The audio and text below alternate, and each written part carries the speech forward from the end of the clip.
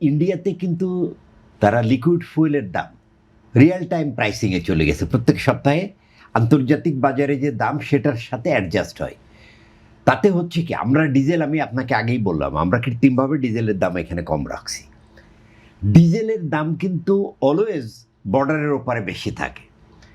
So পাচারের এই প্রবণতাটাও অব্যাহত আছে, সবসময় আছে, এটা থাকবে। এই মানে এখন আপনিও রিয়েল টাইম প্রাইসে যাবেন কিনা, মার্কেট প্রাইসে, রিয়েল টাইম মার্কেট প্রাইসে যে এতে ট্রান্সপোর্টের যে উপর যে এফেক্ট, মানে তেলের দামের জন্য যতটুকু ভাড়া বাড়ানো, এটা আপনি ইনশিওর করতে পারবেন কিনা, যেটা ইন্ডিয়া করেছে। এবং ইন্ডিয়াতে 1 টাকার উপর যদি ভাড়া ডিজেলের দাম বাড়ে, মানে ফ্র্যাকশন না, 1 টাকার উপর যদি বাড়ে, ওটা ভাড়ার প্রভাব পড়বে, কতটুকু পড়বে এটা কিন্তু ডিটারমিন করা আছে। হ্যাঁ, কিন্তু বাংলাদেশেও এটা ডিটারমিন করা আছে, কিন্তু এটাকে আপনি ইমপ্লিমেন্ট করতে পারছেন। সো অনেকগুলো বিষয় কিন্তু রিলেশন। এক্সট্রিম মশার কয়েল প্ল্যান্ট ফাইবার দিয়ে তৈরি, তাই সহজে ভাঙে না, সুগন্ধিযুক্ত ও নিরবিচ্ছিন্নভাবে জ্বলে। ডেঙ্গু, চিকুনগুনিয়া বাহি সহ যে কোনো মশার বিরুদ্ধে দেয় এক্সট্রিম সুরক্ষা। আর আমাকে আসলে এই মানে বিচ্ছিন্নভাবে, ধরুন শুধু ডিজেল পাচার বন্ধ করলাম, তেল আমরা বন্ধ করতে পারবো, আমাদের দেশে যখন দাম কম থাকবে তখন পাচার হয়েই যায়। বন্ধ আপনি করতে পারবেন না। একটা সময় দেখবেন যে ইন্ডিয়ান শাড়ি আসতো প্রচুর পরিমাণ, তখন ইন্ডিয়ান ওই শাড়িগুলো বাংলাদেশের শাড়ির তুলনায় দাম কম ছিল, কোয়ালিটি বেটার ছিল। পেস্ট আসতো ইন্ডিয়ান, এখন কি পেস্ট স্মাগল হয়ে আসে না। সেটা হচ্ছে আপনি আপনার এটা তৈরি করেন। আর এই জ্বালানি স্মাগলড হওয়ার বিষয় অনেক জায়গাতে আছে। এই ইউরোপে যদি আপনি ট্রাভেল করেন, ট্রাভেলাররা দেখা যাচ্ছে যে মানে যেমন ফ্রান্সে জ্বালানির যে দাম, সুইজারল্যান্ডে জ্বালানির দাম তার চেয়ে অনেক বেশি। সো ফ্রান্স থেকে যখন গাড়ি সুইজারল্যান্ডে ঢুকে, সে ট্যাঙ্কিটা ফুল করে নিয়ে ঢুকে। তো এইগুলো আপনি ঠেকাবেন কীভাবে? এটা ঠেকানো যাবে না। কিন্তু মানে আমাদেরকে একটা মানে কম্প্রিহেন্সিভ প্ল্যানিং করতে হবে। সেই কম্প্রিহেন্সিভ প্ল্যানিংয়ের জন্যে মানে এনার্জি ইনফ্রাস্ট্রাকচারকে কীভাবে আপনি এফিশিয়েন্ট করবেন এবং এর ব্যয়টা কমাবেন।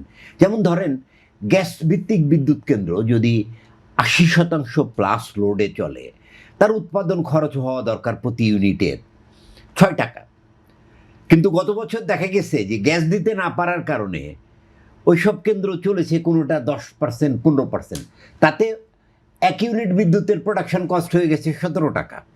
এটার জন্য আপনি কাকে দায়ী করবেন? ওই বেসরকারি উদ্যোক্তাকে, বিপিডিবিকে, যে বিদ্যুৎ কেন্দ্র স্থাপন করছে তাকে, নাকি যে গ্যাস দিতে পারেনি তাকে, যে পরিকল্পনা করে তাকে? এটা তো আছে। এখন ঘটনাটা হচ্ছে যে বাংলাদেশে এক্সেস পাওয়ার ক্যাপাসিটি আছে। আপনি দরকার হলে প্রাইভেট সেক্টরের এই পাওয়ার প্ল্যান্টগুলো আলোচনার মাধ্যমে, যে কোনো চুক্তিতে কিন্তু একটা বিষয় থাকে নেগোসিয়েশন করা। আমি তো মনে করি যদি সরকার মনে করে যে এই বিদ্যুৎ কেন্দ্রগুলো অতিরিক্ত, তাহলে সরকার তাদের সাথে কথা বলে এগুলো কিনে নিচ্ছে না কেন? গভর্নমেন্ট বাইব্যাক করে নিক।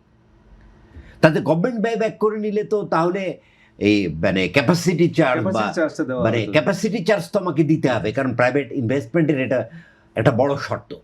কিন্তু প্রফেসর তামিমরা যে রিপোর্ট করেছিলেন শ্বেতপত্র কমিটিতে, তাদের ক্যাটাগরিক্যালও বলা ছিল যে 1 লক্ষ, এই 15 বছরে 1 লক্ষ মানে 1,15,000 কোটি টাকা যে সাবসিডি দেয়া হয়েছে, তার মধ্যে কমপক্ষে 38 থেকে 40,000 কোটি টাকা সাবসিডি অপ্রয়োজনীয়।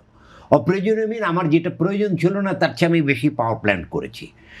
তো এখন আপনি যেটা বললেন যে এই যে বর্ডারে তেলটা পার হচ্ছে, এটা ঠেকাবেন কীভাবে?